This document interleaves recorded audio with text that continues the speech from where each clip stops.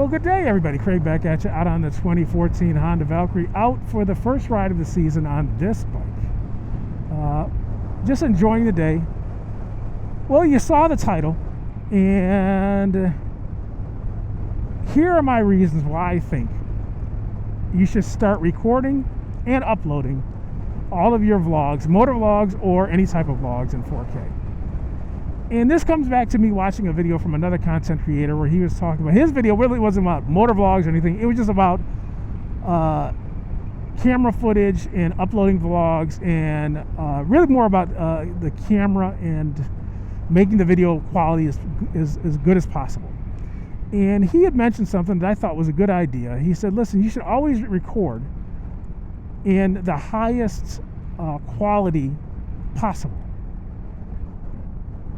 And the reason he said that was because most of these videos that we have, you know, you're going to be saving these videos for a while. You know, for those of you that have made YouTube videos or any type of videos, if you've done it for 6 months, a year, 2 years, 10 years, you look back at some of those videos of 8, 9, 10 years ago, whatever they were, 6 months ago, and sometimes you can notice the difference in quality. I think I even had somebody comment on one of my videos saying, hey, I really noticed a difference in quality between, you know, the first motovlog you ever did and the motovlogs you make now. Well, yeah, because we're always trying to get a better picture. We're always trying to get better sound. That never stops. You're always tweaking to try to get things better. But in saying that, I really was doing myself a disservice because I'm tweaking to try to get things better, but I'm not recording in 4K. I'm recording in 1080p. Why am I doing that? Because I'm thinking about the file size. I'm thinking about how long it's going to take to upload to YouTube. I also am thinking about the viewer. Most people that watch YouTube videos, you know, are watching on a mobile device, cell phone, iPad, laptop, and most of those devices are not capable of displaying 4K content. So why in the world would you waste your time on these large files and upload them when the people that are viewing them are not even viewing them in 4K? But it really gets back down to making content that you want to make that's the best quality. So let's break this into two categories. First, how should you record? I'm going to start recording all my videos in 4K, if I can. You know, if I have the capability, I have the camera that can record in 4K. I want to record those in 4K because I want the quality. Secondly, part of it is the upload. The upload, I'm going to upload in 4K if I can. And most of the time you can, depending on the size of the file, but YouTube will allow decent sized 4K files to be uploaded. Now, it will take forever and a day to upload them. You know, start the upload, go to sleep, wake up, go to work, come back home, and check on it, and it might be at 50%. I'm exaggerating a little bit, but it takes a long time. But here's the advantage to uploading in 4K. It's going to take forever and a day. But the good thing about it is YouTube compresses whatever file you set up. So if you're setting up a 1080p file, YouTube is compressing that file. They have to, because all the videos they have to compress them. So the quality goes down a little bit. I'd rather send them a 4K file that they compress a little bit, but still has great quality video, as opposed to a 1080p file that's going to be compressed and really is not, I mean, it's good, 1080p is good, but I like the ability to have 4K. So recording in 4K is one, uploading in 4K is two.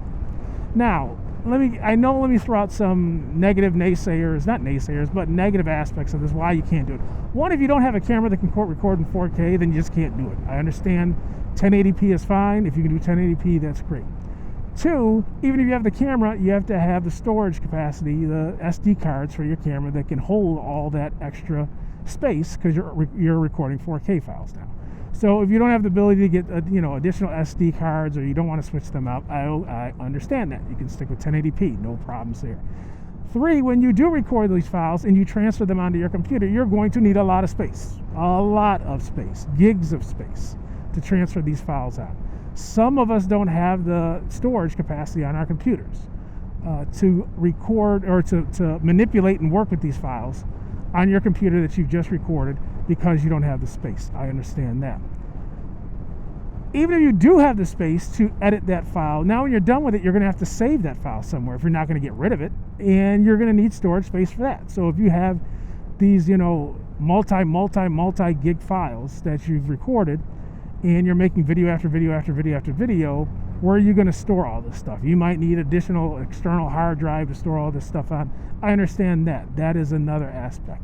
So any one of those things, and I'm sure I'm leaving some things out, any one of those things might be a thing that you say, hey, Craig, I can't do it because, I don't have all that storage space. Or maybe your computer. You have an older computer. And it's like, you know what? Trying to render a 4K video is going to throw my computer into convulsions, and it just can't do it. There's no way my processor can handle that. I understand that.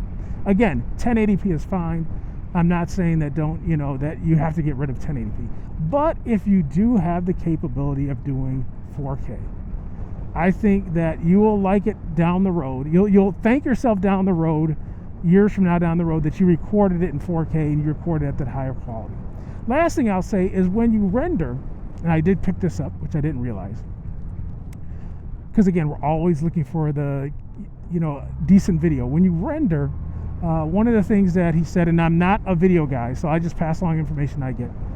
What's really important is your bit rate. Is that when you render, you're rendering at one of the highest bit rates possible. You're going to render at 100, render at 100.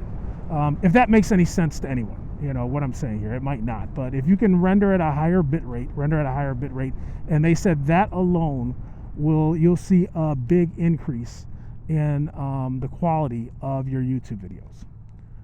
So anyway, I'm on this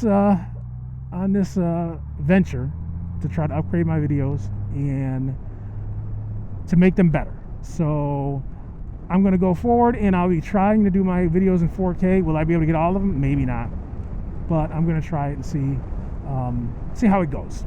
So anyway, do me a favor.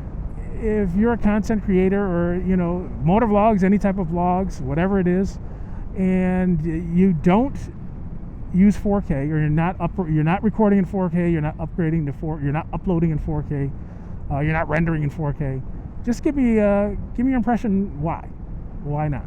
And again, it might be one of the things I mentioned, but let me know why not. Last thing I'll say, I'm going to close this video out. Last thing I'll say is, even if you do not want to upload your video as a 4K video because of the amount of time that it takes, and again, I understand it takes a long time, but even if you don't want to upload your video as a 4K video, what I would say is still record your video in 4K and then render it in 1080p, downscale it, downsize it, whatever the word is, and then you can upload that to YouTube as a 1080p. The reason why I say that is for your own personal use, library record of that original vlog you did, you still maintain a 4K file for yourself.